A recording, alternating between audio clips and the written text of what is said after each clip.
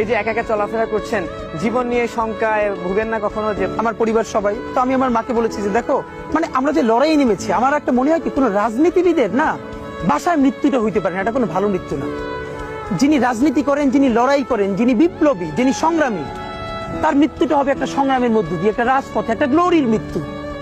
আমি তো ভীষণ ভাবে প্রত্যাশা করি, আমি ছোটবেলা থেকে এই স্বপ্নটা দেখি, অনেক জায়গায় বলেছি যে একটা তুমুল মিছিল হচ্ছে অন্যায়ের বিরুদ্ধে, সেই মিছিলের সামনে আমি আছি, কোন একটা বুলেট এসে আমার বুকটা হয়তো বিদ্ধ করে দিয়েছে, এবং সেই মিছিলে আমি হাসতে হাসতে আমি শহীদ হয়ে গেছি। এবং সবাই যখন মৃত্যুটাকে ভীষণ ভয় পায়, আমি তখন হাসতে হাসতে আল্লাহর কাছে ভীষণ সন্তুষ্টি নিয়ে পৌঁছতে চাই যে আমি একটা ন্যূনতম ওই জীবনটা লিড করতে পারলাম, যে আমি একটা ইনসাফের হাসি নিয়ে আমি আমার আল্লাহর কাছে পৌঁছতে চাই।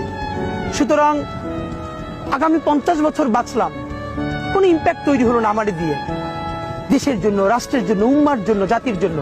কিন্তু আমি ধরেন 5 বছর বাঁচলাম, সেটার মধ্য দিয়ে যদি আগামী 50 বছরের ইম্প্যাক্ট তৈরি হয়, তাহলে অনেকদিন বেঁচে থাকায় কি সাফল্যের বলেন?